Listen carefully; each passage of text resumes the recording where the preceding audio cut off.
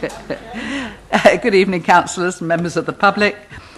Before we start the meeting, could I draw your attention to the fire regulations, which are on the screen behind me and I hope over there.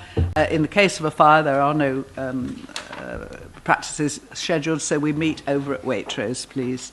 Can you all make sure, gallery and members, that your phones are turned to silent or switched off? Councillors, can you make sure that your card is pushed in firmly so that we can actually hear you, or make sure you've got it so that we can hear you at some point? Can I just remind the members of the public that they are free to speak at their allotted time, but apart from that, this is a meeting in public, please, not a public meeting, and we would ask you not to join in the debate, please. So let's move on to the main items of business. Now all the councillors have got their names and know who they are. The minutes of the meeting which took place on the 31st of August 2016 have been laid on the table for the last 30 minutes. Are you content that I sign these as a correct record? Apologies for absence, Emma. We have apologies from councillors Peter Ishwood, Jill Hargreaves and Stephen Hill. Thank you. Thank you, Emma. And have members declared any interest before the meeting? None before the meeting, but I believe all Farnham Town councillors declare a non-pecuniary interest. Councillor Foss. Thank you very much indeed, Chairman. I wish to declare a non-prejudicial interest as the Chairman of Surrey County Council's Waverley Local Committee, and that is mentioned in one of the items on the agenda. Thank you. Does anybody else have any pecuniary or disclosable pecuniary interests? Nope. In that case, do we have any questions from the members of the public, Emma? None received, Chairman. Peter, any relevant updates from the government? Thank you, Chairman. No, I don't have any updates. I just want to apologise to members, though. We had a detailed update on the local plan last month, and it hasn't been circulated yet, but it will be with you by the end of the week, so apologies for the delay. Thank you, Chairman. Thank you, Peter. And the Thames Basin Heath Special Protection Area, there's a position statement. You'll notice we very cleverly put it all upside down. We wanted to keep you on your toes here, you see, but it is all there, and I just hope you managed to find it and put it in the correct order. But, you know, as I say, it becomes very samey, doesn't it, if you don't do this sort of thing. Councillor Fraser. Sorry, Peter, do you want to say anything to it before I take any questions? Thank you, Chairman. Nothing further to add that's on here. Thank you. Councillor Fraser. Thank you, Madam Chairman. In fact, it's not all there. Last meeting of the Western Area Planning Committee, we were promised that there would be a summary to explain in the same terms as the historical assessment up to July, to explain the increase of 1,669 people that's now been added to the table on what should be page 3 unnumbered, as a result of the deliberations of the executive following their consultative exercise on SANG. I wondered why this hasn't been done. Pressure of work, perhaps. Do you have a reply to that, Peter, or should we take it outside the meeting? Thank you, Chairman. I'm happy to just make a comment. It was fully set out in the report that was agreed in the avoidance strategy, but I'm happy to add it to the update on the local plan just to explain that, if that's helpful to members, to just give the background. But as I say, it's set out in the avoidance strategy, which was agreed by full council, that agreed these updated figures. Thank you, Chairman. Thank you, Peter. Is that noted then, in whichever order you saw it? Can I just come in a moment? We always seem to have some problems with our agendas. It would be very helpful to us members, well, me in particular, because I'm a simple soul, if the pages could be numbered. Because certainly the orange pages are not numbered. I don't know whether it has a comment, the paragraphs are numbered, but I take the point. Oh, Emma, do you want to say something? Yes, we can do that. I'll make sure that's for future meetings. Yes, we'll number them and we'll put them in the right order. Right, but as I say, variety is the spice of life. If there are any site inspections necessary as a result of anything that arises tonight, these will be held on the 25th of October at a time to be agreed. It's quite a long agenda tonight, so I hope we can concentrate, and 3 of the items are subject to public speaking. So can we move straight on to the first item, item A1, application under Regulation 3 for the formation of 16 parking spaces in College Gardens for the use of the existing dwellings at 1 to 16 College Gardens in Farnham. And Louise, are you going to introduce it, please? Thank you, Chairman. Members will recall that this application was deferred from early August Planning Committee in order to allow the Council to write to Surrey County Council to express members' concern with the introduction of a controlled parking zone in this area. Officers have written to Surrey County Council, and Surrey County Council have also advised that the correct procedures have been carried out, and whilst College Gardens have been in the controlled parking zone for a long period of time, the road markings have never been implemented. Members are, however, reminded that this application and the proposal to introduce a controlled parking zone in College Gardens are 2 separate processes. As such, the determination of this application should be determined on its own merits and not influenced by Surrey County Council's proposal to introduce a controlled parking zone into College Gardens. On the screen at the moment you can see the location plan. The application site comprises a cul-de-sac known as College Gardens, which is accessed from West Street in Farnham. The properties on College Gardens have areas of lawn and landscaping to their frontages. This proposal seeks to provide 16 new car parking spaces through the development of some of the existing landscaped areas fronting the dwellings in College Gardens. The proposed parking spaces would specifically serve 1 to 16 College Gardens, which are managed via a trust specifically for elderly or disabled residents. Other properties in close proximity are not managed in association with this trust. These photos show some of the garden space that would be reduced by the proposal and the relationship to West Street and the wider conservation area.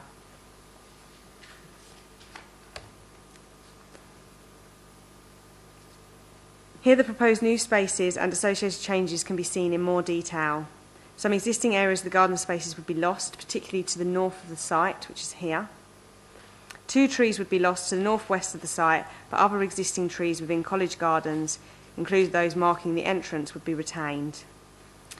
New railings would also be installed to help separate the parking area from the remaining green spaces.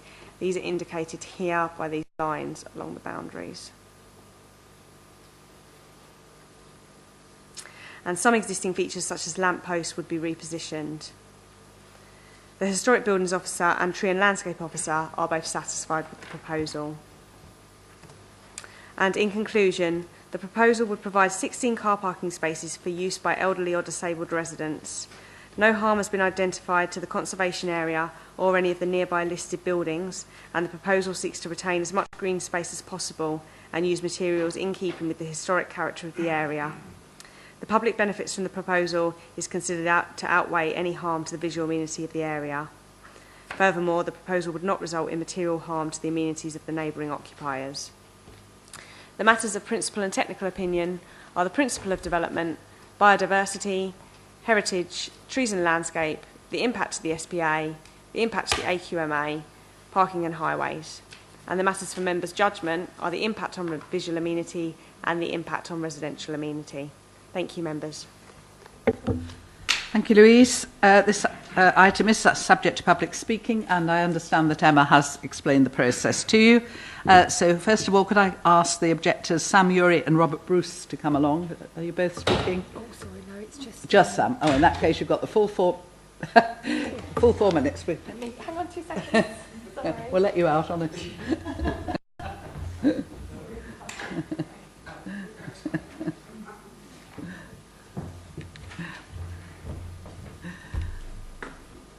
Right, good evening. The 4 minutes doesn't start until you start speaking, so, and don't forget it's the large button. I am Samantha Urey. I have lived at 2 Potters Gate for the last 8 years. It is my wish to have my objections to this planning application heard by councillors. The freedom of information disclosures points of great uncertainty as to the status of the land that is subject to this application before you tonight. I understand that 16 car parking spaces will never be subject to Zone A restrictions, therefore policing will be down to Waverley Borough Council. The loss of these to those who live in the area and can't get out and about is detrimental to their well-being and against the Human Rights Act, which says everyone has a right to enjoy their home. In the adoption Waverley planning guidance, 2-bedroom houses not in the immediate town centre should have 2 parking spaces. When Waverley offered me my secure tenancy of the old warden's property of College Gardens, it came with 2 parking spaces, signed to this day as warden and deputy warden. It was clearly stated to me, in the presence of my family support officer, that the 2 spaces in College Gardens were available for the use of my mother and by me. I suffer from complex elements and live with my elderly mother who needs easy access to her car for mobility and independence. If planning goes ahead and Surrey CC turn the 8 spaces left into College Gardens to Zone A, this will have a serious impact on the other 6 properties of Pottersgate and College Gardens which are owned by Waverley BC. I would like to add that these tenants are also elderly, disabled and have long-term illnesses and need to park by their properties. Their right to be happy in their homes will also be taken away from them. If we can turn College Gardens car park into a Waverley residence only for Pottersgate and College Gardens, this will help all tenants and make this small cul-de-sac a safer place to live. From the day we heard about all the changes, the tenants offered to pay the final rate for permits to keep the area peaceful as possible for the residents. I therefore ask councillors again to look at legal issues surrounding the land of College Gardens and to look, as I have, exchanged emails between various legal departments of Waverley and Surrey officers. My final point is my extreme frustration and disappointment with both Surrey CC and Waverley BC. They have shown complete and utter contempt for the residents. They have failed to consider our personal needs and requirements, not to mention those with disabilities who will be greatly impacted if this scheme goes ahead. Thank you very much for this opportunity to put my concerns to you. Thank you very much indeed. Oh, right. Yeah. I gather you're reading Mr. Bruce's book. Yeah. Right. Okay. I am Robert Bruce. I have lived at 20 College Gardens for the last 16 years. I'm 83 years old, suffer from chronic arthritis in both hands. I have hearing problems which require hearing aids, complex disorders and suffer from COPD. In 2003, Waverley Borough took back control of College Gardens and left the parking to the living warden, Jenny Warriner, at 2 Pottersgate to patrol. This worked very well with the permits that were given to all tenants and the clamping of illegal parking, as Waverley Borough had been told this is private land. In 2004, Surrey CC again tried to claim College Gardens as a highway and inserted pay-as-you-go meters and new signing. Again, this has proved it was a private road, and overnight the machines and signs disappeared and was handed back to Waverley BC. I have letters to prove this. This is Is what Surrey CC and Waverley BC legal by turning College Gardens into a Zone A? With Surrey CC turning what will be the old car parking for College Gardens into Zone A, they will make 8 spaces Zone A, 2 spaces disabled and 2 spaces for 2 free-hour parking. This is going to have a devastating effect on myself and my neighbours who won't be able to park by or near their homes. This is also have a huge impact on the Hewitt Trust parking, as Waverley have said clearly they will not police the new spaces, meaning illegal parking will happen and leave no parking for them. Will Surrey CC and Waverley BC please leave College Garden as a paid permit for the inhabitants of Pottersgate and College Gardens to protect us and the Hewitt Trust land? Thank you very much for this opportunity to put my concerns to you. Thank you very much. Could I just ask you to turn your mic? That's lovely. Thank you very much. No problem. Thank you very much indeed. And now can I ask Ruth Bailey to come along and speak in support of the application?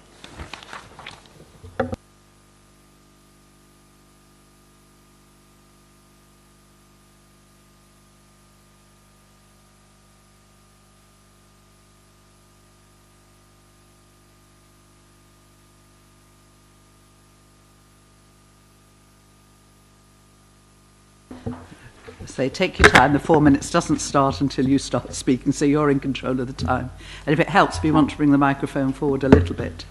Saves you sort of no, just bend it. That's right. I'm Ruth Bailey, and I live at 3 College Gardens in one of the Hewitt Trust bungalows. I'm here to speak on behalf of the residents of the bungalows in College Gardens. All of the Hewitt Trust residents are elderly and disabled. Under the terms of the trust, the residents will always be in this category. Therefore, there will always be an urgent need for parking on the private Hewitt Trust land. This parking is needed for the residents who have vehicles, some of which, like myself, have motability cars and also have blue badges. Those without vehicles need the parking for vital visitors and such as nurses, carers, doctors, paramedics and relatives who visit as carers. Without said visitors, many of the residents wouldn't be able to live in their own homes independently, as they require help with basic daily tasks 365 days of the year, such as getting out of bed, washing, dressing, food preparation and taking medication. The residents and their visitors need guaranteed parking spaces so that the residents have a good quality of life without the stress of worrying where they and their visitors can park. The planning application is for 16 spaces to be created on the private Hewitt Trust land and is to be funded by trust funds and are to be used by the Hewitt Trust residents and their visitors only. Unfortunately, at the last committee meeting on the 3rd of August, a deferral was placed on the application for 1 month due to issues regarding the full implementation of Surrey County Council's Zone A scheme and permits in the public road in College Gardens, which was adopted by Surrey a number of years ago. This, of course, has always been and still is a separate issue and nothing to do with the application, so shouldn't have happened. Sadly, when this deferral stopped, another was put immediately in its place for the same reason, thus causing another delay. This has caused a lot of distress and worry for the Hewitt Trust residents, as they are wondering if the parking problem will ever be solved, and will they be able to continue living in their adapted homes, getting the care they need? Or will they ultimately have to suffer the devastation of leaving their homes, as without parking, the trust properties will cease to function in a way which is livable for the elderly and disabled, the very people they were built for. Hopefully, the issues to do with the public road have been resolved and won't be allowed to stand in the way of progress of this application and the creation of the parking, which will future-proof the site. This will allow the residents to remain part of the Hewitt Trust community and receive the support and help they vitally need. Again, I ask you to show the elderly and vulnerable in Farnham that you care. Thank you, Mrs. Bailey. Can I just ask you to turn the light off while you're there? Thank you very much.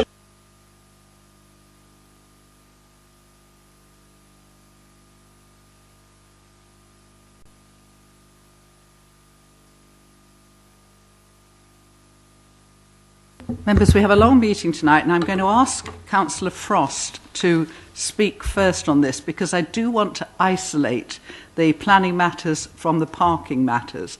I do not want to spend hours on something that is not relevant to the planning. So I'm going to ask Mrs. Frost, in her role as chairman of the local committee, to explain a little bit more about the parking, if you will, Mrs. Frost. Thank you very much indeed, Chairman.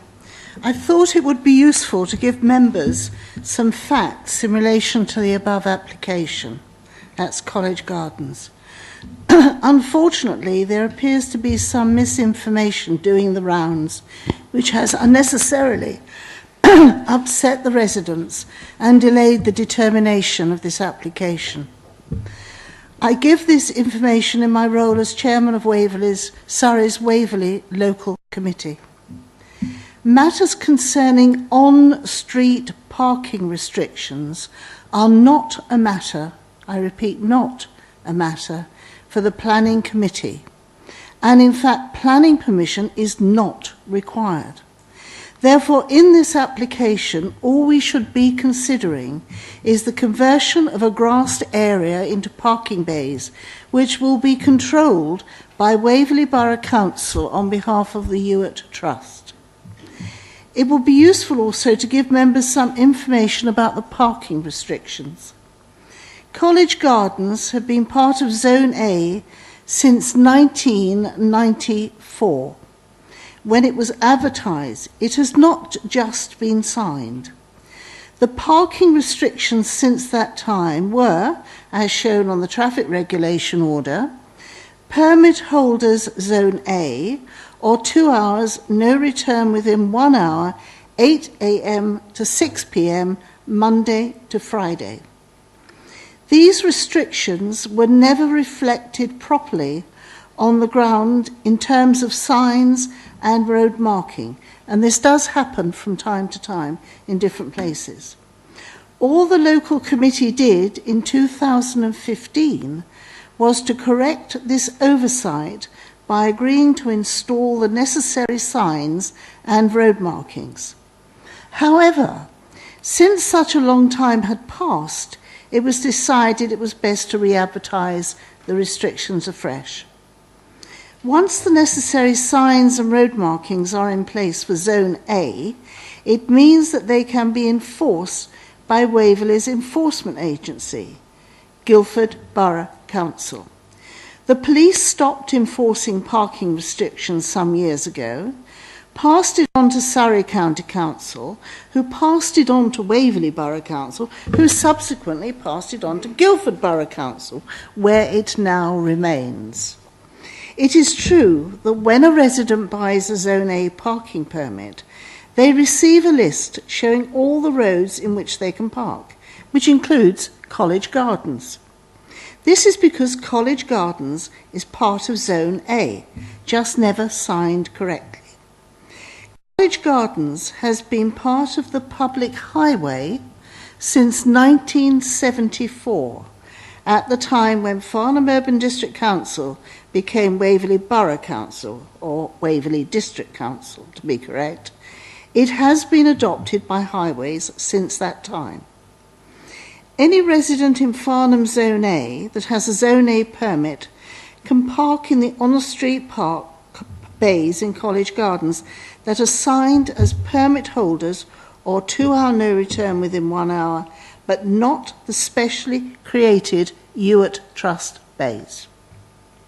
It is true that when someone living in Zone A applies for and receives a permit, they get a list of roads in which they can park, which includes College Gardens.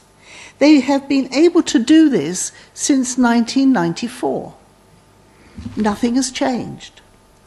There is some angst about the 2-hour free parking.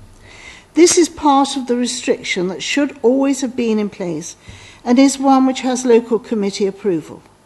It is too late to drop the restriction at this stage. The local committee, which has jurisdiction over these parking zones, could consider revoking it when the 2017 parking review is carried out. However, it does allow people to visit residents of College Gardens without requiring a daily visitor permit, which costs £2 per day, and only 120 of these permits can be issued to each household per year. This is the same restriction that is standard all over Zone A and generally works very well all over the town. I'm sure people who live in College Gardens would prefer to have free movement. I hope members feel that this note brings some clarity to the situation. I repeat, we are simply being asked by the officers to grant planning permission to turn the grass area on the Ewart Trust land into much needed parking bays.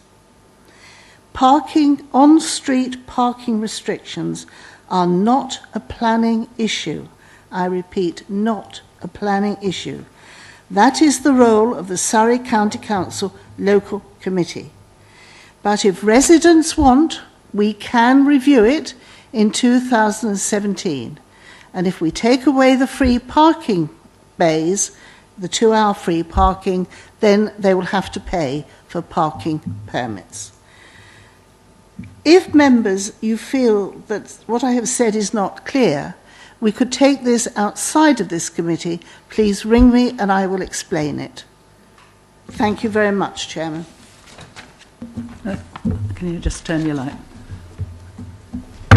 Thank you, Councillor Frost. It would be very helpful if we can isolate the two issues because they are not part of tonight. And please, I will stop you if you really spend far too long on a matter that is not to be dealt with by this committee. Councillor Williamson, you indicated. I think my my discussion will be fairly short in that case. I spoke at length at the last meeting, and I probably don't need to repeat because most of the people here were present at that, so there's little point in repeating the issues, particularly since they were so well outlined by both Sam and Ruth, and was it Rob, who couldn't make it this evening. It's clear, it's absolutely clear that that parking is required for the, or would be beneficial for the Ewart Trust land. I don't think anybody would disagree. It's also clear, despite what Councillor Frost has just said, that there will be issues with removing the sign written on the road in very large print saying private on College Gardens. At the moment, people are not using it as a Zone A parking. They're not going there and they're not parking there. If that's removed and it becomes an official Zone A, it will cause issues. Whilst I accept that it's not a planning issue, I think we would be putting our head in the sand if we didn't recognise that the decision that we made would have consequential effects, and I think it's beholding on us to take account of those consequential effects. Let me leave it there and we can perhaps get back to it. Thank you. Thank you, Councillor Williamson. I don't think anyone's denying that there are issues with parking. We're just saying, can we concentrate on the planning matters tonight, and we'll have to deal with the parking issues in other fora and in other ways. That's really, I think, the point of Councillor Frost's. Does anybody else wish to speak on this matter? Oh, Louise, yes. Apologies, members. Can I just draw your attention to an error in the officer's report?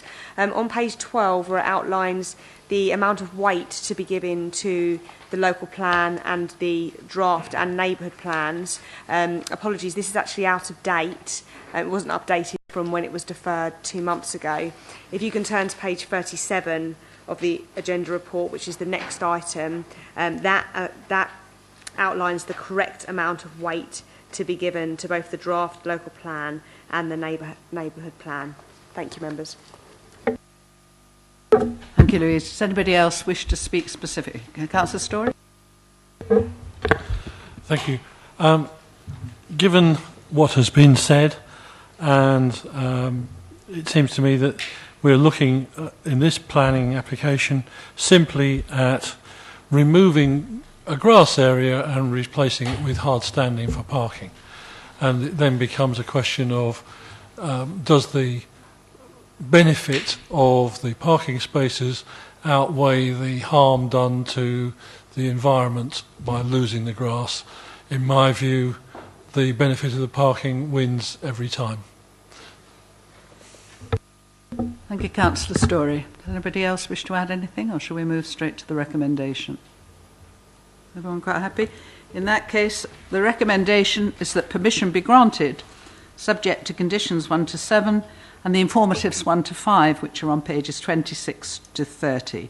Can I see all those in favour of the recommendation to grant permission? 1, 2, 3, 4, 5, 6, 7, 8, 9. Those against? And abstentions? 1. Thank you, members. The recommendation to grant is agreed.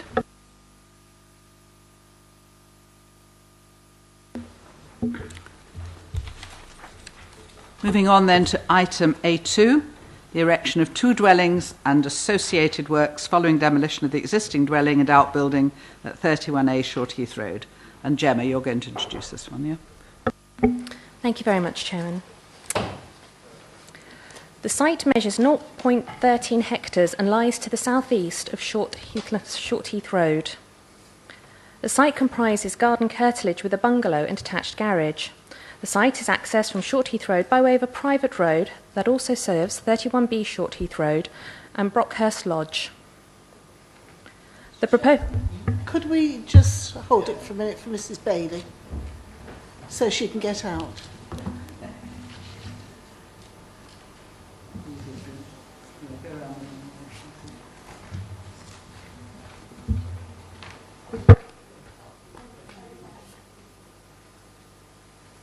that, Gemma. I want to start again. Okay. Would you like me to start from the beginning or from where? Yes. Right there. Okay. Right. So the site itself measures 0.13 hectares and lies to the southeast of Shortheath Road. The site comprises garden curtilage with a bungalow and a detached garage.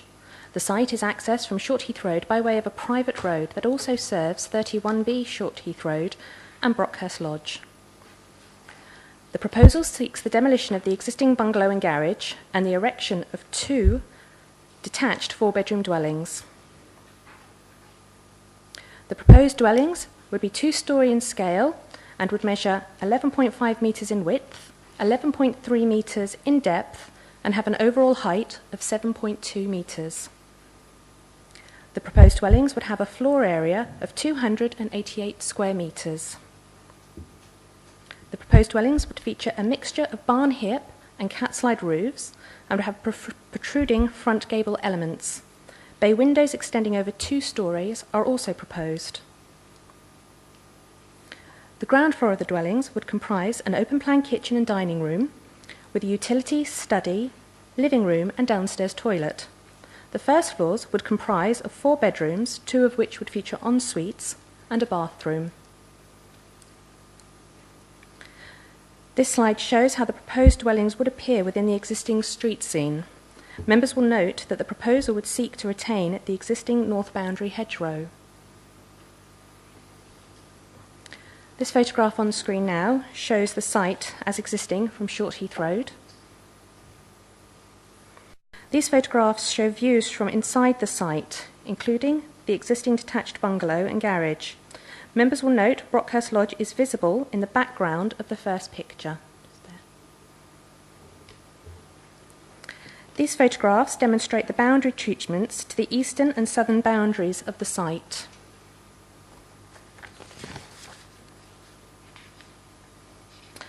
This is a photograph from the rear of One Cedarways, which lies to the east of the site. Members will note that the ridge of the existing bungalow can be seen behind the hedgerow. These photographs are taken from the communal area of 1 to 9 Brockhurst Lodge. Members will there see, in this photograph here, members will see the ridge of the existing bungalow.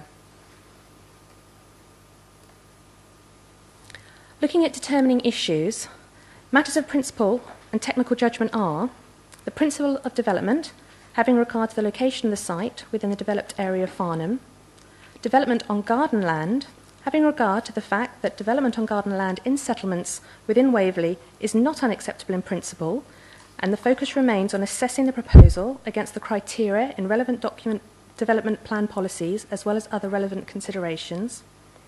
Impact on trees, having regard to the Council's Tree and Landscape Officer's professional opinion that the proposal would not cause harm to trees subject to a tree preservation order or of high amenity value.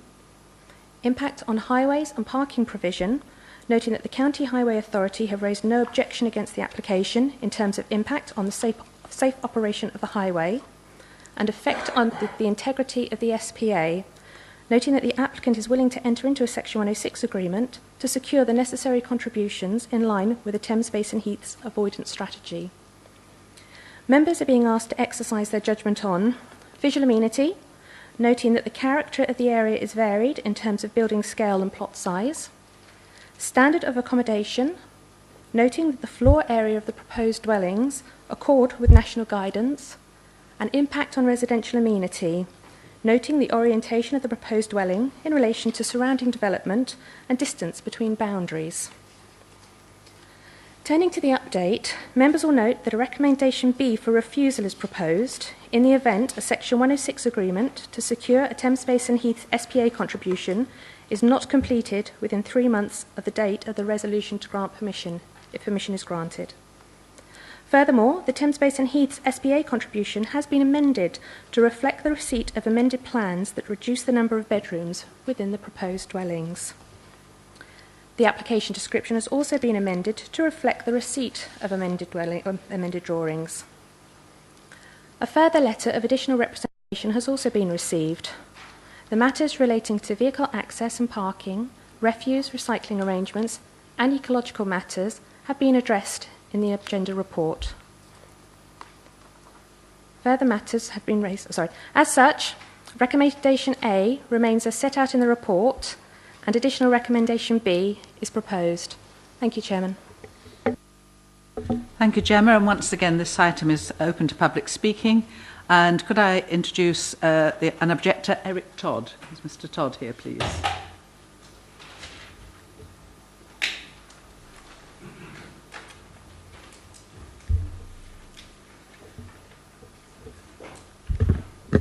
And once again, you have 4 minutes from when you start speaking, Mr. Todd.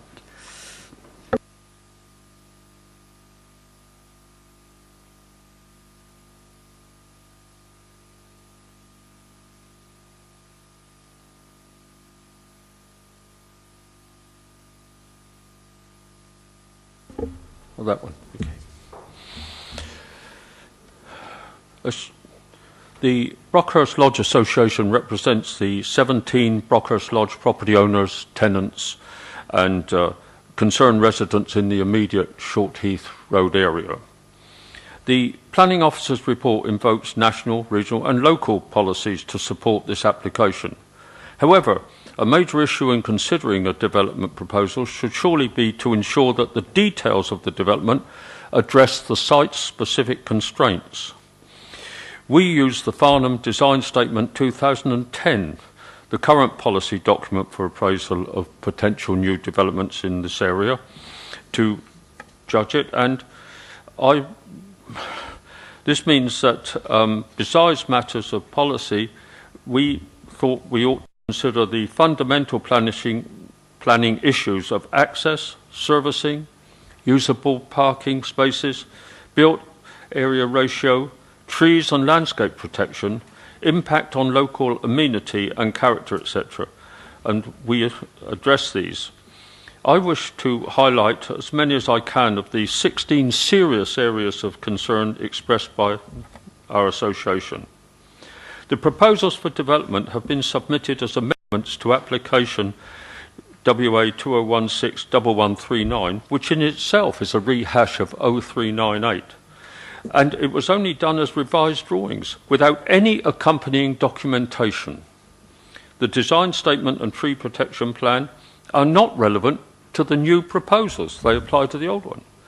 The Planning Officer's report appears primarily based on the previous proposals and documents. There has been no opportunity to object to the amendments because they were not deemed significant, but we resist this because the proposal not only now relocates the houses within the site area, but with substantial changes to their architectural design. The inadequacy of the site access results in the high ratio of building on the site, resulting in inappropriately small gardens. The serious conflict of traffic movements on Brockhurst Drive and its junction access to Shortheath Road is a major safety concern with us and is ongoing regardless of this new situation, which will just worsen it. The loss of trees previously protected and potential loss due to root damage that will be caused by construction. We do have a current application for TPOs awaiting assessment because we've got 15-metre high trees with therefore 8-metre plus root systems, and they are right against the boundaries of the properties we're talking about. There are no garages, patios or conservatories planned. This for a substantial luxury 4-bedroomed house or 2 such 4-bedroomed houses. We are not strictly incredulous that that is going to last for any length of time. The layout of the car parking spaces does not allow for manoeuvring, so unless they've got small cars, there's going to be a problem. There is no provision for bin collection area within the curtilage of the site. This already causes World War III in Brockhurst Lodge, and when you're talking about one small house versus 2 large ones, that is going to cause considerable grief. There has not been a revised bat survey due to the further loss of mature trees. Construction is also planned during the bat hibernation period. We'll also find that extremely strange. Ominously, therefore, it appears that the detailed landscaping and construction plan has already been submitted and approved in writing by the local planning authority. We'd like to know based on which proposal, and is this prior to granting planning approval? Could I ask you to sum up now, Mr. Todd, as quickly as you can? Thank you. That's it. We just asked that it be refused. Thank you very much indeed. Could I ask Mr. David Cranmer, who's going to speak in support of the application, please?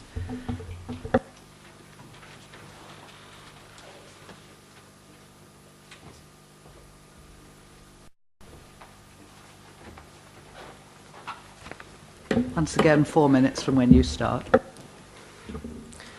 Good evening. Thank you for the opportunity to speak in support of the application. My name is David Cranmer. I'm a Chartered Town Planner and I'm a Planning Director at OSP Architecture who have submitted the application before you this evening. I do not intend to take up much time of the committee as the Officer Report does a good job of examining all the key issues before you. This is the second application that we've submitted on the site, having previously withdrawn an application for 3 dwellings on the advice of your officers. Whilst we had confidence in the previous proposal, we respected the professional advice of your officers and subsequently worked with them before proposing the current application.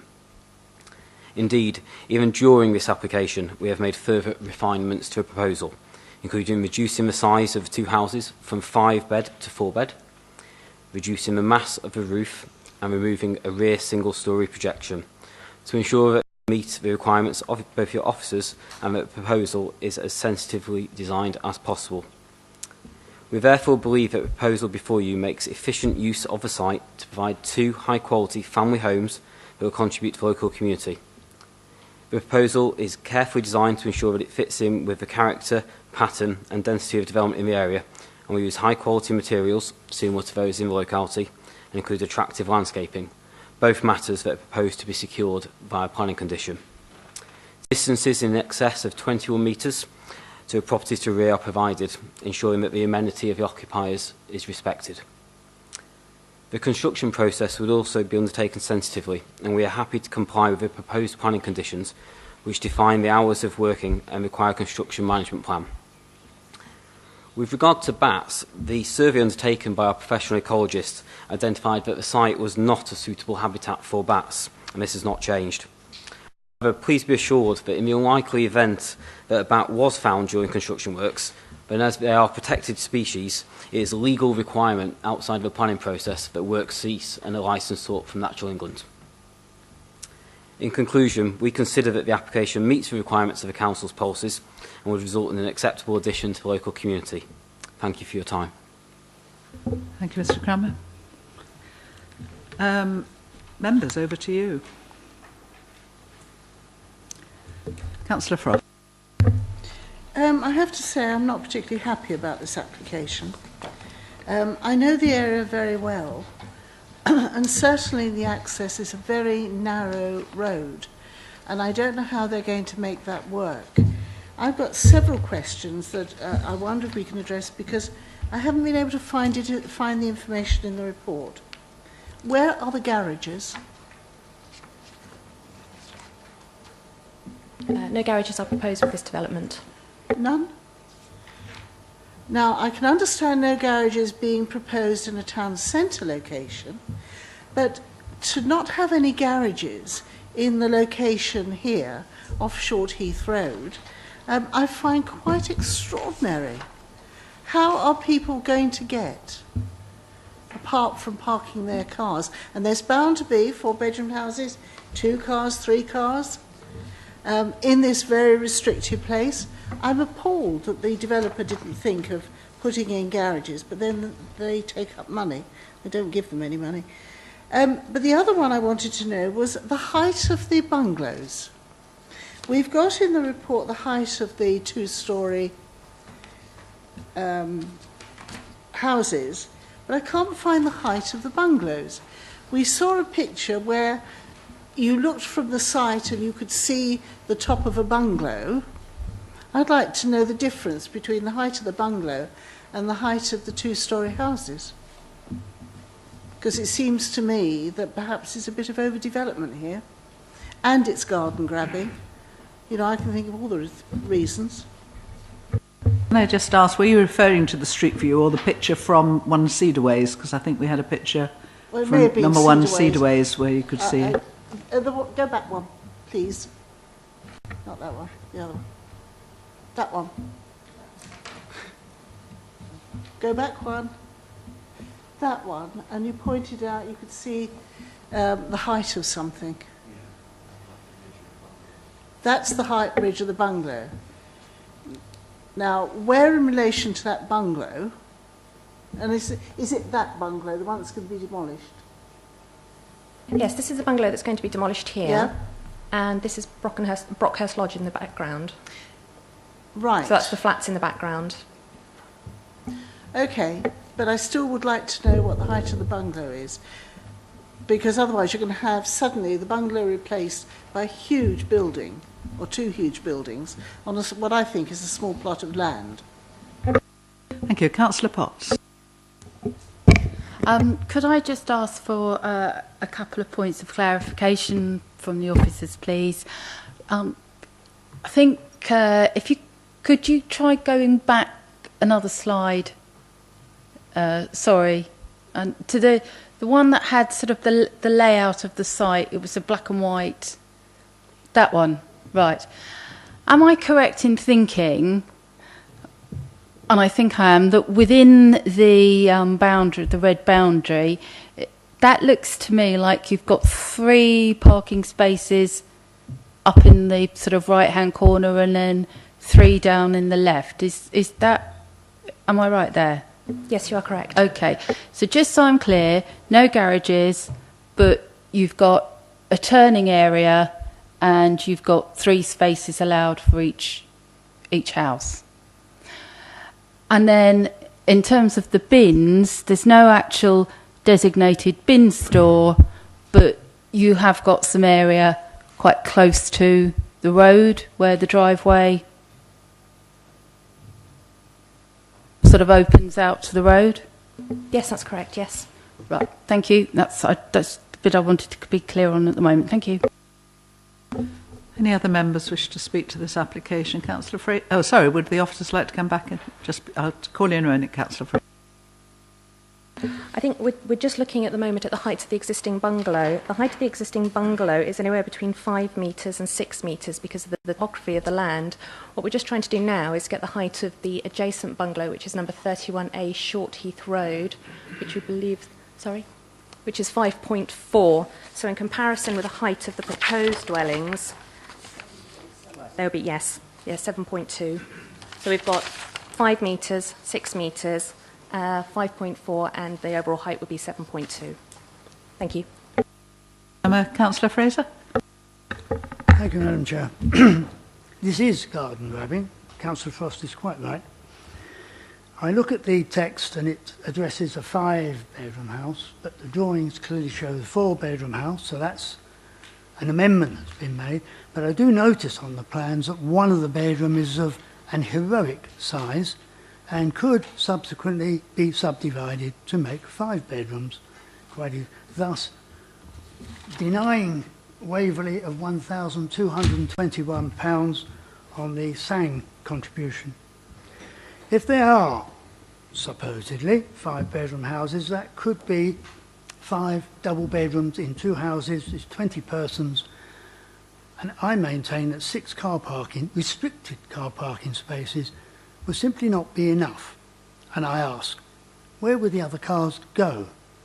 As a rhetorical question, because there isn't any other parking places available.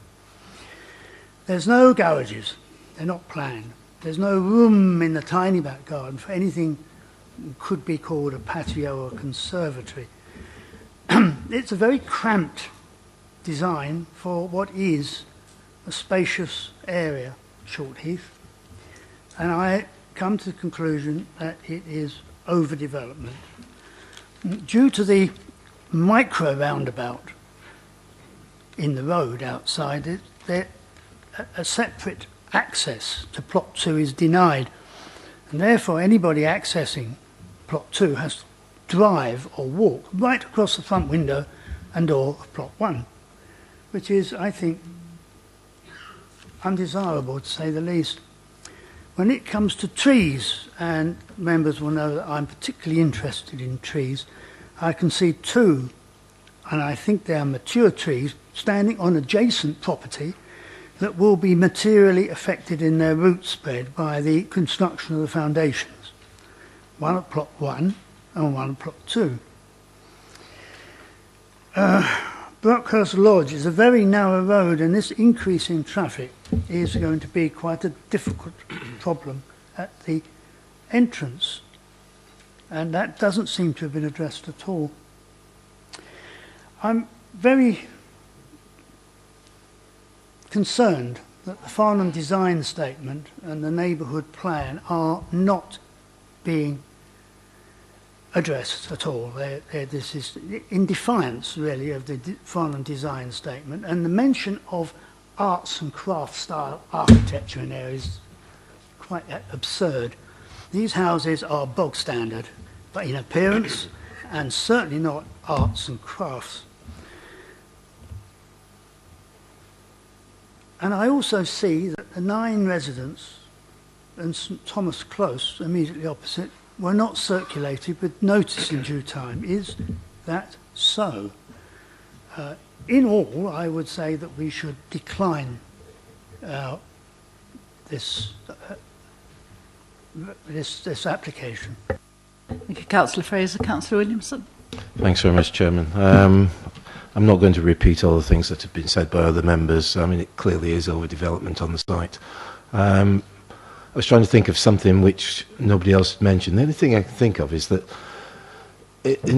in summary, we're going to be replacing what might be an affordable house with 2 probably unsatisfactory but unaffordable houses. It just seems the wrong thing to do. Thank you. Councillors, anyone have any new points, or shall we move to the recommendation? You wish to come back, Gemma? I wouldn't mind just coming back on a couple of points, particularly brought up by Councillor Fraser. One of the key messages that seems to be coming through is the overdevelopment of the site. What I prepared, just to give members an idea of the local character and context of the area, is a plan which shows surrounding plot sizes, both in depth and both in width, and the surroundings and the way that their sort of built form sits within the site. The character of the area is different, it is diverse. I appreciate there are some plots which are quite spacious, there are some which are quite wide, but there are also smaller plots as well on the site through previous development. Just to give you an example, the depth of the existing plot is 38 metres.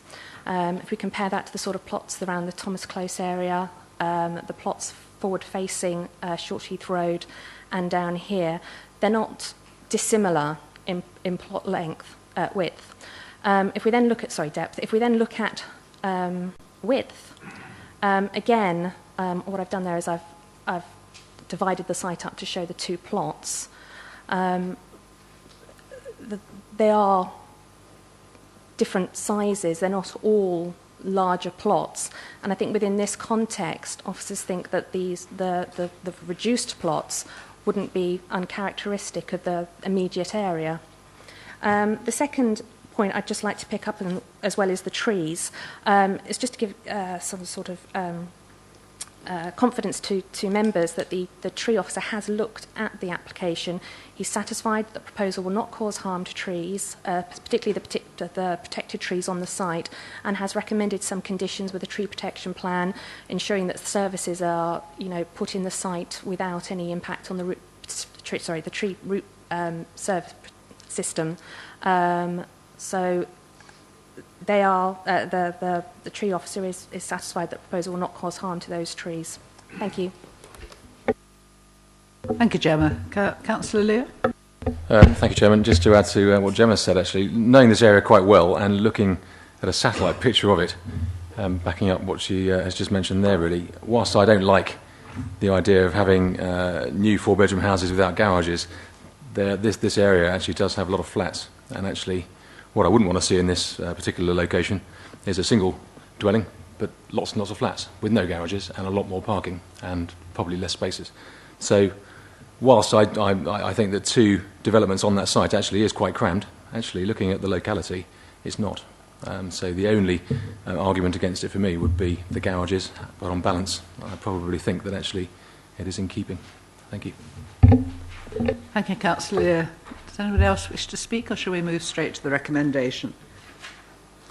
Right, the recommendation is that, subject to the completion of a S106 legal agreement to secure Thames Basin Heath's SPA contributions within 3 months of the date of the resolution to grant permission, and conditions 1 to 16 and informatives 1 to 11 on pages 57 to 65, that permission be granted. Can I see all those in favour of the recommendation to grant? 1, 2, 3, 4. May I have those then, please, who are against the recommendation? 1, 2, 3, 4, 5. And any abstentions? 1. Thank you, members. So that recommendation to grant has been rejected, so I need an alternative recommendation, please.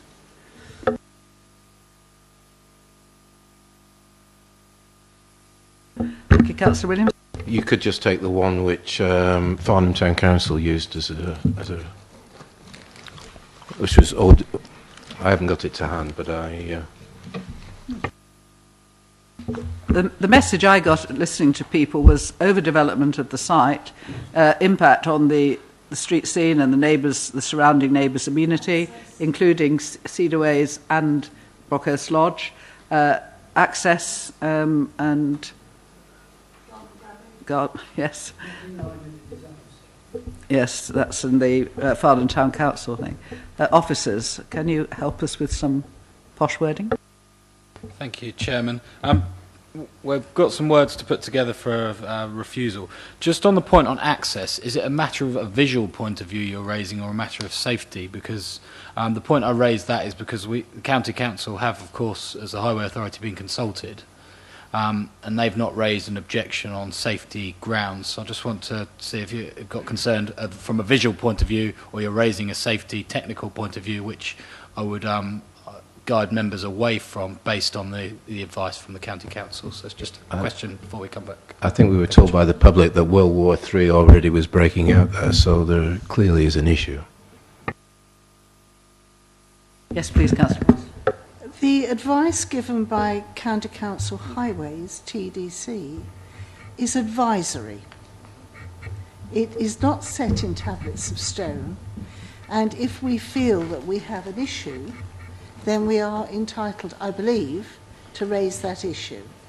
So I don't want members to think that it's set in tablets of stone. It is not the only reason we are refusing this on highway grounds, and I believe we have a problem that the road going to and from the site and to Brockhurst Lodge is very, very narrow, and you can't get 2 cars passing.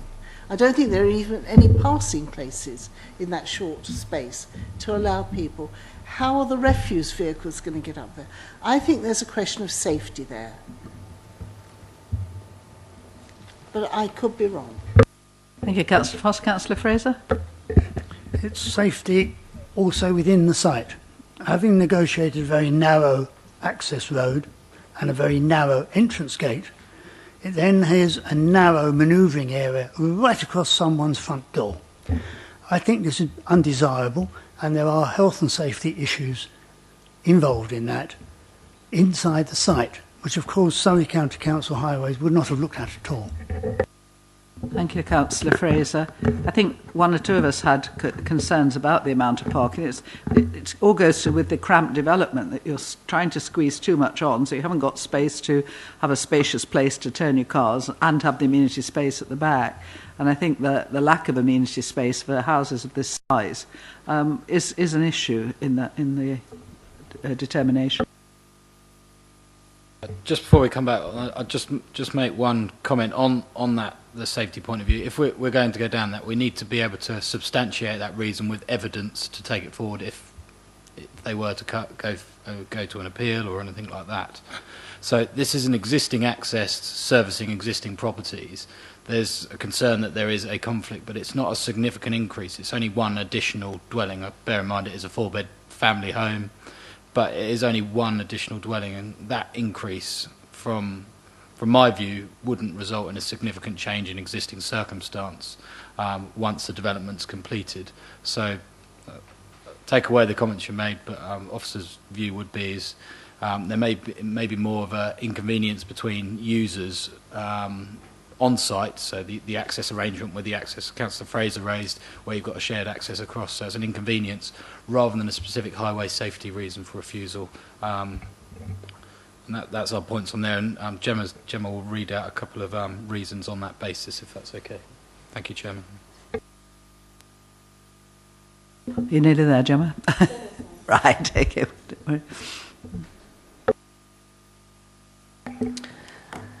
Okay, we're looking at two reasons for refusal, if members agree. The proposal, as a result of the quantum of development, bulk and mass of built form, would represent an overdevelopment of the site, which would cause material harm to the character and appearance of the area, and that would be contrary to the relevant policies of the local and emerging plan and the requirements of the NPPF.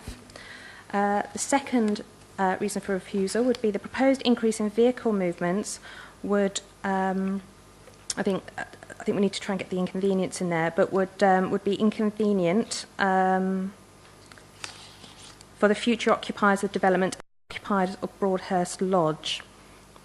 Thank you. We haven't mentioned amenity space, or does that just come in the cramped overdevelopment bit? Okay. Chairman, we can add that into that first reason. Apologies, we missed that point. Thank you. So do I have an alternative recommendation I can put with those reasons? Everyone quite happy with what Gemma has just read out? So could I see all those in favour, please, of refusing the application for the reasons that Gemma has just highlighted? Can I have a show of hands, please? 1, 2, 3, 4, 5. And can I see all those who are against the refusal, please? 1, 2, 3. And abstentions? 2. Thank you. Do we need to do anything about the recommendation B, having turned it down? That would have gone. We will just have gone. Fine. Thank you, members.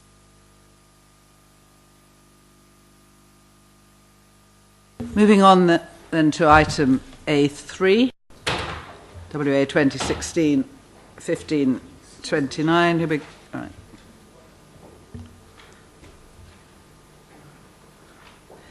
The erection of a dwelling with associated parking and landscaping at land adjacent to 20 Moore Park Lane, Farnham.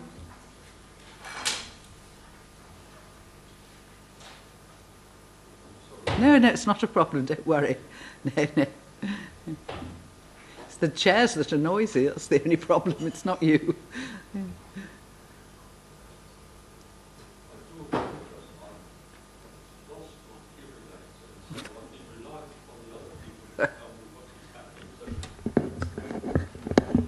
Oh, you did very well without hearing aids, right, thank you very much. Right, Gemma, would you like to introduce this application? Thank you very much, Chairman. The application site measures 150 square metres and comprises a parcel of land to the north of Moore Park Lane.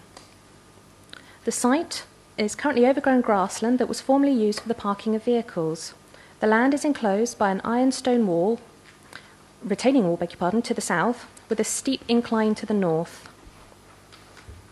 The proposal seeks permission for the erection of a two-storey detached two-bedroom dwelling with associated parking for 2 vehicles in line with the Council's parking guidelines. The site would be served by the existing access.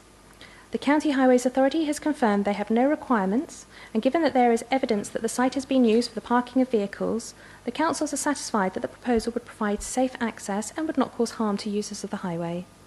A cycle store and shed is also proposed within the site. The proposed dwelling would be L-shaped, with a maximum width of 6 metres and the proposed ground floor would have an open plan kitchen and dining area, a living area and a toilet. The first floor would feature 2 bedrooms and a bathroom. This slide demonstrates how the proposed dwelling would appear within the existing street scene. I have some photographs of the site. The left-hand photograph shows the front of the site. Members will note the retaining wall and the difference in land levels from the highway. The second photograph demonstrates the current overgrown nature of the site. This photograph shows the site on the right with the adjacent listed buildings to the left.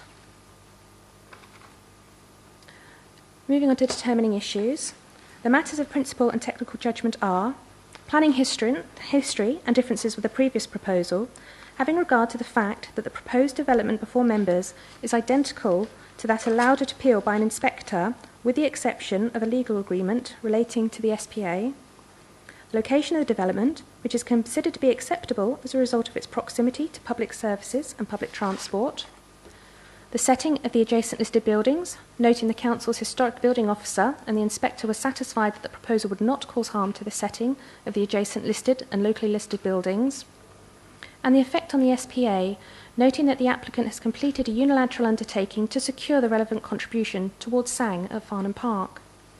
Members are being asked to exercise their judgment on visual amenity, noting that the inspector gave weight to the fact that the Shepherd and Flock roundabout surrounds the site and adjacent dwellings, and that its overwhelmingly engineered appearance denies the hamlet the countryside character that would have once existed.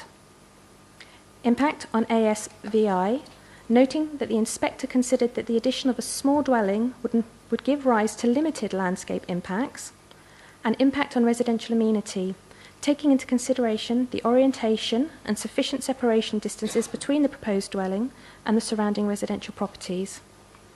Turning to the update, 2 additional letters of representation have been received which raise highway and visual concern.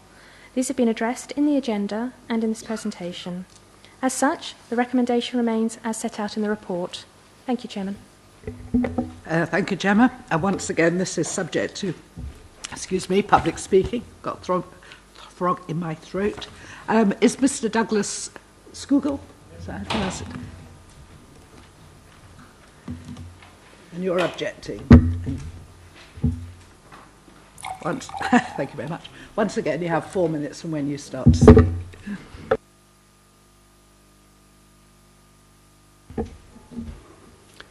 Good evening, committee. I would like to raise 5 brief points. The cramped nature of the site is my first point. The piece of land in question is no more than 20 metres wide and can't be any more than 8 metres deep. The proposed development will be incredibly cramped and simply look out of place. My second point. Historical environment.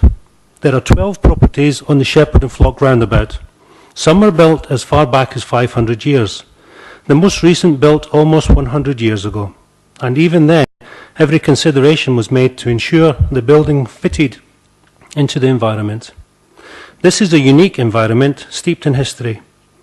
The Shepherd and Flock roundabout is known as the largest inhabited roundabout in Europe. It is also a gateway to the North Downs Way, an area of outstanding natural beauty. A new house would be completely out of keeping with the surrounding properties and landscape. The development suggested in this application would significantly reduce the ironstone wall running along the boundary of the site. This wall is of historical interest and it runs along a large part of Moore Park Lane. Point 3. Public bridleway. This section of Moore Park Lane is actually a public bridleway and a cycle route, not a road which has the luxury of being maintained by the council. It is a narrow lane and already under strain with traffic, as well as busy with walkers and cyclists. The development will significantly increase traffic, not only once completed, but during the period while building works were taking place. It would make life unbearable for the residents. The proposed development is situated where the bridleway is at its narrowest, approximately 5.6 metres. This means that visibility would be very poor on this section of the lane where the new house is proposed, creating potential dangerous situations with walkers and cyclists using the bridleway. Further, this piece of land was originally granted to the cottages for parking purposes to all of the residents of the cottages to have somewhere to park their cars. Number 13 and 15 have built garages for this purpose. However, when number 17 was sold a few years back, the land set aside for garages was separated from the property. What is being proposed is using land that was designed to ease traffic congestion It creates more traffic in an already overcrowded situation. Point 4, positioning. The application suggests that the property be positioned, I quote, almost abutting the edge of the bridleway, respecting the traditional linear form of development along Moore Park Lane, unquote. This may be the case on the south side of the road, but is clearly not the case on the north side where the development is proposed. The house line of number 20 and the garages are significantly further back from the road. This would simply add to how out of place this property would look in this environment. My last point. Invasion of privacy. The proposed development completely overlooks number 20 Moore Park Lane. Because the property would be significantly lower, approximately 1 metre than number 20, the upstairs windows would look directly onto this property, as this window is a bedroom window. It surely would not be feasible to suggest these windows would be obscured or fixed shut. This situation would be embarrassing for us in number 20 and any potential residents, and constitutes a gross invasion of our privacy. Also, the property developed has a chimney which would just pour smoke over our vegetable garden and where our bees are kept. We have 2 children who use the garden all year round. This would create a particularly unpleasant and unhealthy environment for them to play in. Thank you for your time. Thank you, Mr. Scougal. Could I ask now then Helen Jones, who is a supporter, to come forward?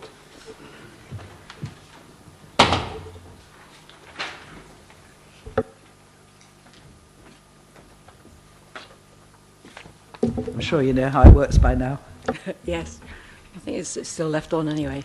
My name's Helen Jones and I'm speaking on behalf of the applicant. There's little I need to say which isn't already in the report or in the presentation. I'd just like to reiterate the main points and to respond to some of the objections by the neighbours. The proposal is exactly the same as the one refused last year, but at appeal, the refusal just concerned the legal agreement that would have provided mitigation for the impact on the special protection area.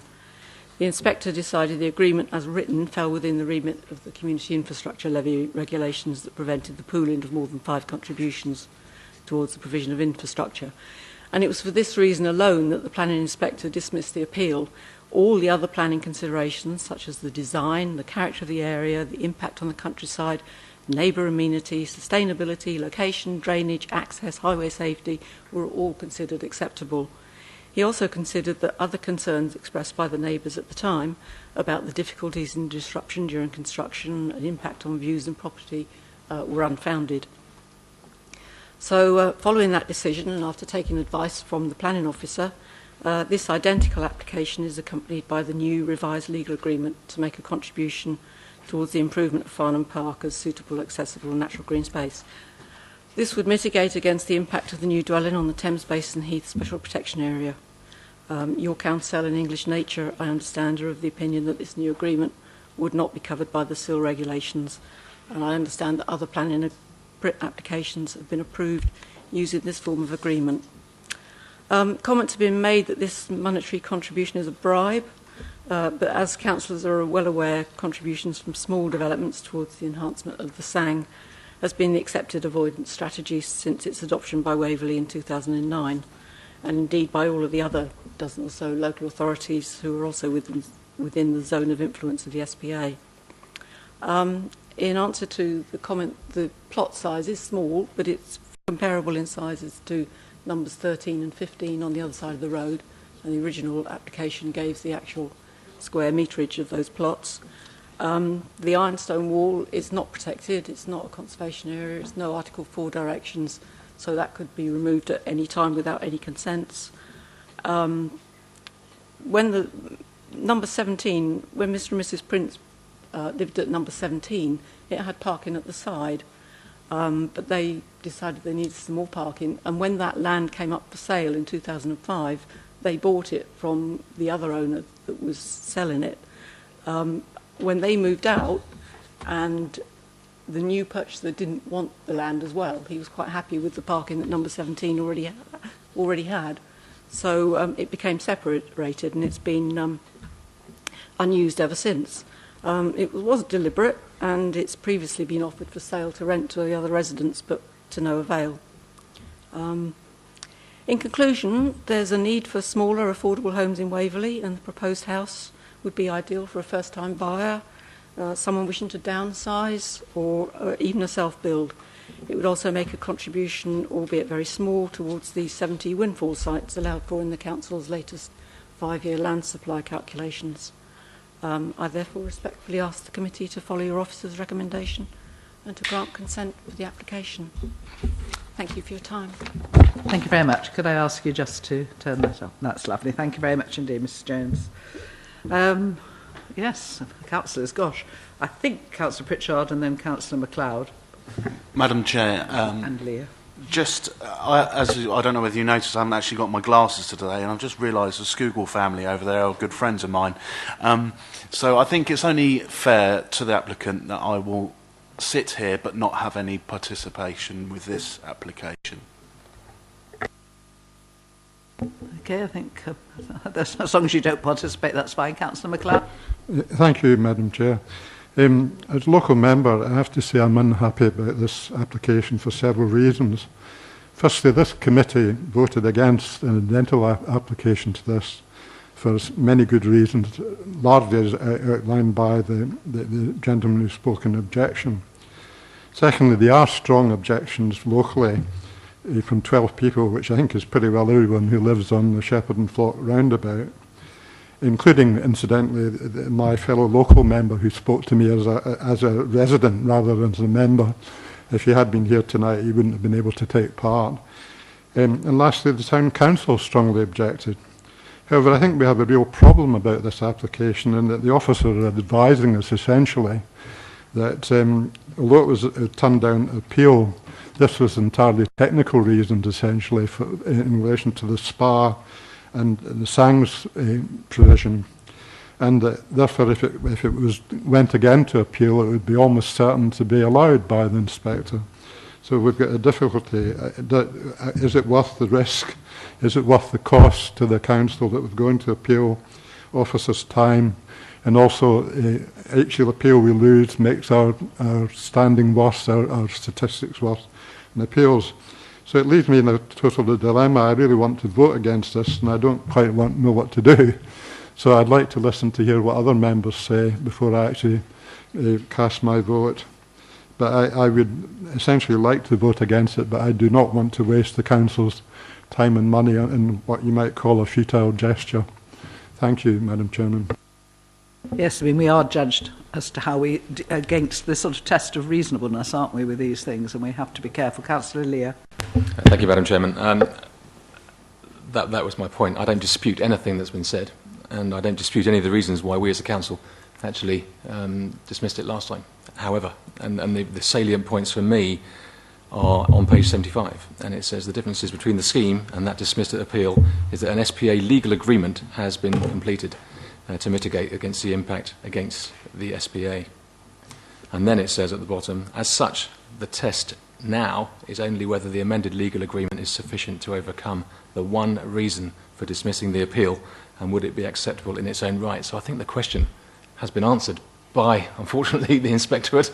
And for that reason, I cannot see any reason why we would be daft enough to go against that guidance from the inspector. Much as I hasten to add, I would not like to do that. I don't see any alternative. Thank you, Chair. Councillor Story? Well, I have to say I'm pretty much going to say the same thing as Councillor Leah.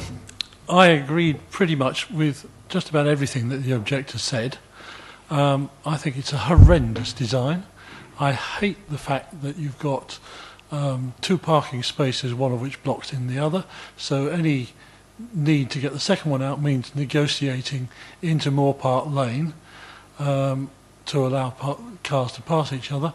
But the planning inspector has said that in all other aspects apart from the money relating to the SPA, everything is acceptable, and so we are wasting our time if we reject this proposal. Thank you. Councillor Potts? I think, Madam Chairman, it's really all been said, and you know, I don't particularly like this. I don't particularly like the design. there's not really anything about it I can honestly say that I do like, but having said that, I don't think we've got anywhere to go with this and really are left with very little choice but to grant permission.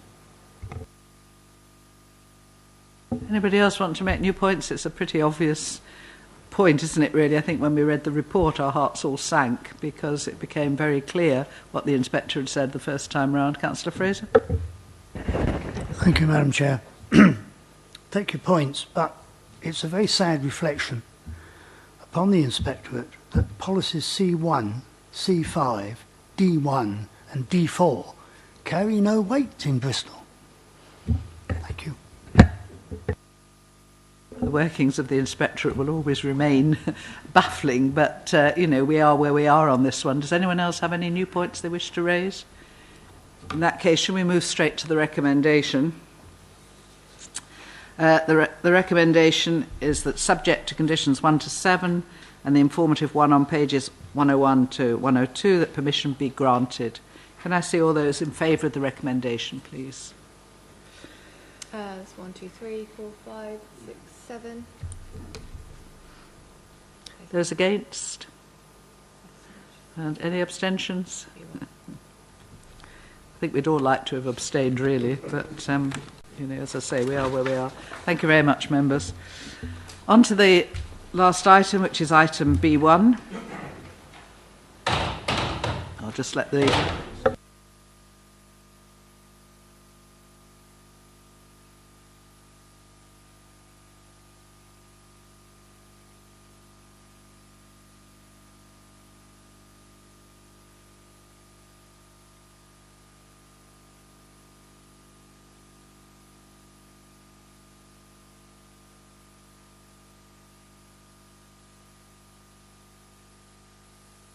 Right, is this Louise who can take us through this one? Thank you. Thank you, Chairman.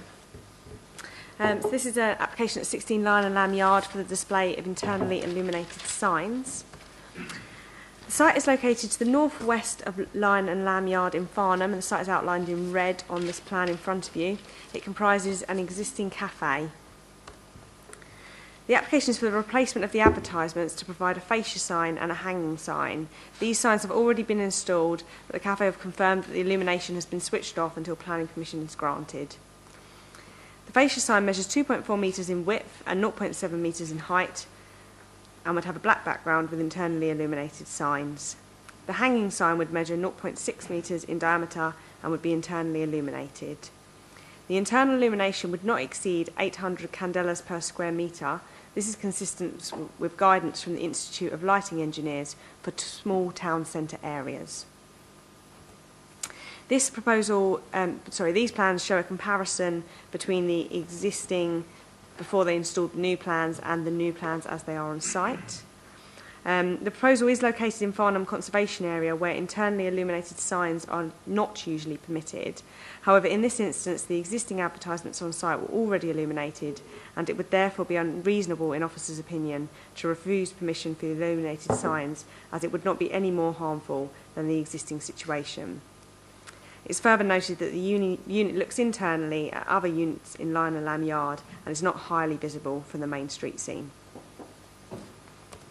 This first photograph shows the fascia sign as erected on site, and the second sign shows the hanging sign, and the third is taken from within the building, looking outward at the hanging sign. These second photos are taken at night, showing the levels of illumination at night time. Turning now to the determining issues. In conclusion, whilst the signs are illuminated in the conservation area, they do replace previously illuminated signs. Furthermore, in officers' view, they would have an acceptable appearance and an acceptable level of illumination. The matters of principle and technical opinion are the principle of development and the impact on public safety, and the matters of judgment are the impact on visual amenity. Thank you, members. Right. What a surprise. Councillor Williamson, you'd like to go first. Thanks very much, Chairman. I do have a problem with this, a serious problem with this application. For those people who were not at last night's executive meeting, and I think only the leader and myself were there from the people here, there were two issues that were of particular interest to me that I asked questions on. One was the Dunsfold and the Dunsfold Church Conservation Area Report, which was a superb report, by the way. Excellent. I learned so much about Dunsfold, which I didn't know. But, and I've said this before, and you've probably heard me say it, it's great to have these reports, but if they stay on the shelf and people don't work to them and use them, then they're of little value.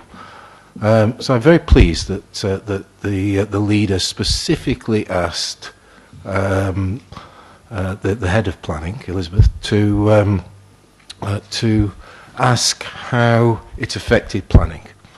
And she specifically said it had a great effect on planning, and we use it, and it has great influence on our decisions.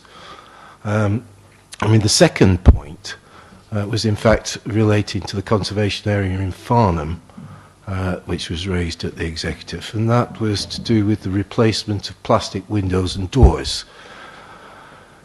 Because the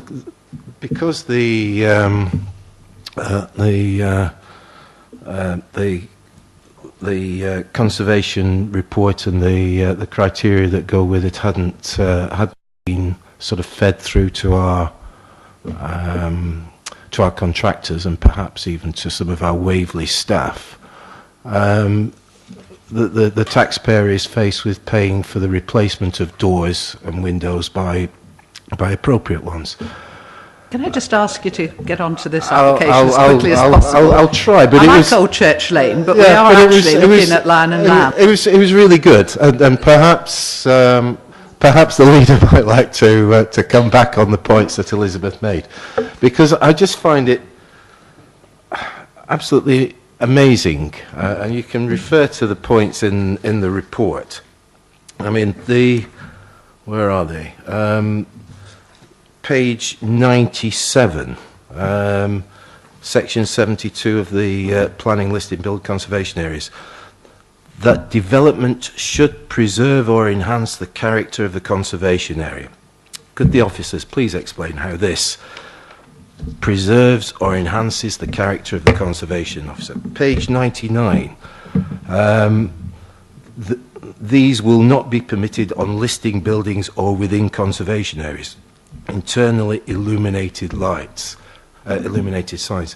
We've gone to so much trouble to produce these reports. If we ignore them and consistently ignore them, they're an absolute waste. It's a waste of time having them. If you look at the justification that Starbucks have used for this, it says, without the advertisement, the store would appear to be an ordinary coffee shop. Well, I mean, what a great justification on page 95. I mean, an ordinary coffee shop. I just have a serious problem with this. If we're going to produce these reports, we need to work to them. Thank you, Chairman. I think I could have put that a little more briefly with the same result, but anyway, Councillor Hodge. Thank you, Madam Chairman. I know this Starbucks, and it is in a very, it's a very dark, overcast area, so I can understand why they want it to be lit. And it's outshone by the lights from Waitrose, which is just up the road from it. You know, there are a lot more brighter things than that. So, on a practical level, I don't have a problem with it.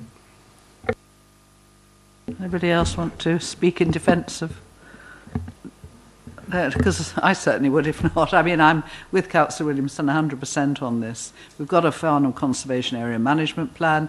As long as I've been a councillor, we've been trying to work out how to improve the conservation area in Farnham, which is obviously a busy retail area. We've tried to allow people to have their corporate images and colours, but we have never allowed internally illuminated signs. It's the one thing we have desperately tried. How this, if the officers are saying it was already there, got through, I don't know. I have no objection to people lighting subtly their business. I have no objection to them lighting the archways subtly.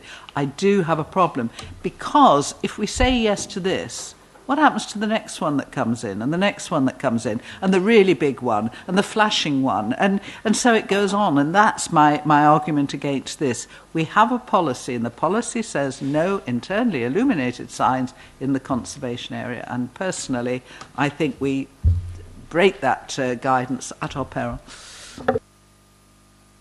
Councillor MacLeod. Just to say, I totally agree with Councillor Williamson and the Chairman. I think that anyone who wants to have a coffee at Starbucks knows where the Starbucks is anyway. The fact that it's in a slightly darkened area doesn't mean that people don't know where it is. And I don't see why it needs an illuminated sign to point out where it is as well.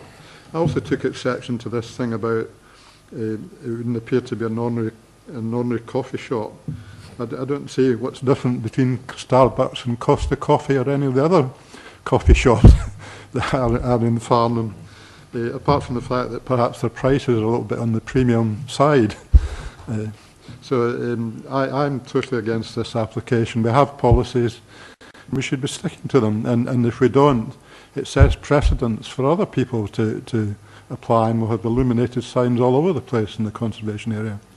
So I'm totally with Councillor Wilson and the Chairman. Yes, I think the ordinary coffee shop is probably something to do with our age, Councillor MacLeod. I'm sure there's younger people who know exactly what they're talking about. Councillor Williamson? I'll be very brief, but the other justification that they use is that they open early in the morning, and in the winter it's still dark, and therefore they need illumination. I am an early riser, and I do walk past there sometimes when it is dark. And like all the coffee shops, it's totally illuminated. It's lit up from the inside. It's very inviting. You don't need a neon sign outside. Thank you. Councillor Lear. Thank you, Chairman. I'll be very brief. Farnham is a little bit special, and we don't want this, and we don't want Burger Kings having big flashing signs and McDonald's big flashing signs either. So I'm with you entirely. I don't think we should start. I don't think we should start something that we don't. We know will open the floodgates. So I think that this does go against the grain for policy, and if policy is there, we should stick with it. Thank you. Councillor Hodge, you wish to speak, and then I'll ask the officers to come back. Just to say, Madam Chairman, I'm convinced. Right, officers, would you like to answer any of the points? Thank you, Chairman. First of all, officers do understand councillors' concerns with particularly the proliferation of potential illuminated signs in the area. In this instance, I mean, ordinarily we wouldn't be recommending approval on an application where there are illuminated signs. However, having regard to the permitted existing situation where the level of illumination and signs is almost identical to the current proposal, officers would consider that they do feel this does preserve the existing character as it is on site at present. Thank you, members. Can I just ask a question then? Is there not some way we can accommodate this? There's so much lighting, as somebody has said, from inside the shop. You only have to have open spaces and you've got lit up signs, which doesn't break our rules. You know, to me, there's just so many ways that they can have a sign that is illuminated correctly from our point of view, which does the job. And I really am very loath to bend the rules, even though, as you say, somehow the original one got through, because it's just so unacceptable in the conservation area. Councillor Potts? Madam Chairman, joking aside, I mean, could we not ask, or could officers perhaps go back to Starbucks? There must be, I mean, Starbucks is all over the country, they're all over the world, but they're all over the country. There are lots, and there must be Starbucks in other very sensitive places, and dare I say it, places that are even more sensitive than Farnham. So could we not... No, I'll go and wash my mouth out afterwards. Could we not go back to Starbucks and actually speak to them and see if they have some form of, for want of a better word, a sort of like a heritage type sign or something to actually address this issue and see if some sort of compromise can be reached, so that there's something, but obviously it's much more in keeping with what one would wish to see in such a sensitive area. You too seem to be desperate to come back on that one. Thank you, Chairman. Yes, I'm happy if you want officers to take away and explore that with Starbucks. The only one thing I'd suggest we ask, if they're not, I know where you're going with this one, if they're not willing to amend it, would you be happy to leave it to officers to delegate a refusal on the basis of the comments that have come forward, rather than bringing it back to committee again with the same proposals? That would just be something I'd ask members.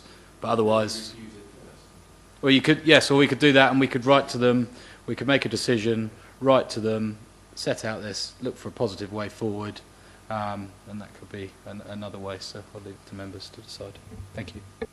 Councillor Potts and Councillor Story. Yes, can I just very quickly come back? I think realistically what would be good to do tonight is find a way that we can get the message across, come to some form of decision rather than keep coming back and forth, a bit like we've had to do with College Gardens, because quite frankly it's not good use of anybody's time.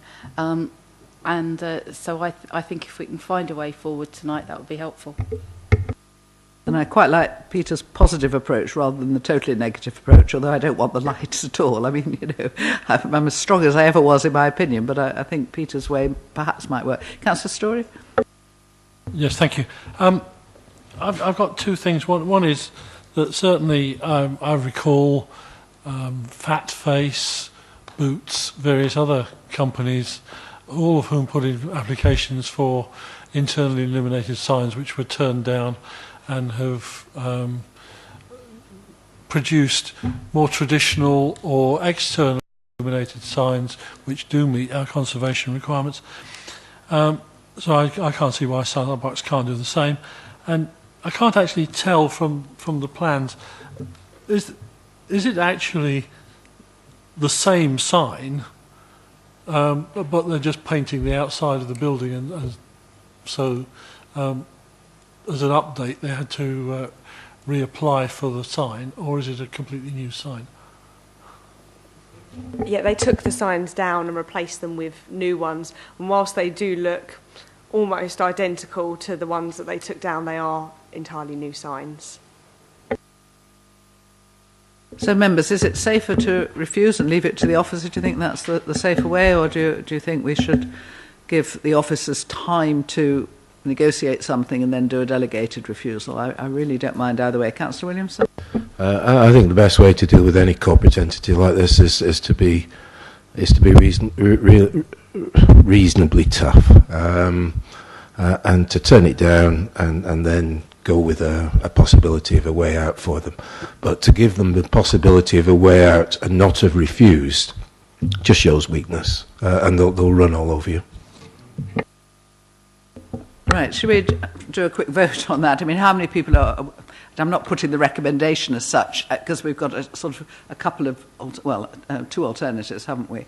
We refuse it, or we delegate it to officers, perhaps working with the chairman and myself. So is it easier if I just put the recommendation and then see where that takes us? Yeah, let's do it that way, otherwise we'll be here all night adding it all up. So are you quite happy with that? I'll move to the recommendation and see where that takes us.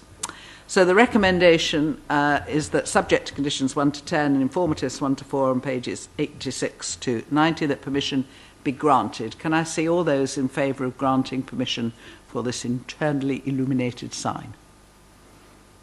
Yeah. Right. That was easy. None. Do we need an alternative, or just, is it fairly obvious that we... Yeah, do. Yeah. So the alternative, and can I suggest the reason that we just don't like internally illuminated signs in the conservation area? Do we need to say any more?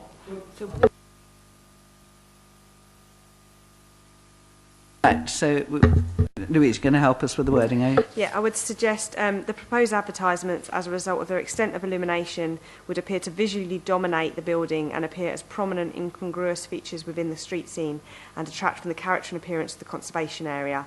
We would then obviously back this up with the relevant policies, including the conservation area policies and the appraisal document. Right, so we have the alternative recommendation then to refuse. Get myself around in the right way here. Right, can I see all those in favour of refusing this permission for the reasons that Louise has just highlighted? Yeah, that's unanimous. I think that is it not? Councillor Williamson. There was just one point. I did ask for enforcement to permanently disable it since it has been installed. So I don't know whether that's been done. Enforcement, they have visited the site, and as the illumination was switched off, they haven't taken any action, but they will obviously follow that up now that we've refused the application. And I think we're all of the spirit. We want it refused, but I mean, if there is a way they can come back with something more suitable, well, obviously, or can do something that fits in with our policies, then obviously we'll look kindly upon it. Thank you very much, members. That's the end of the meeting.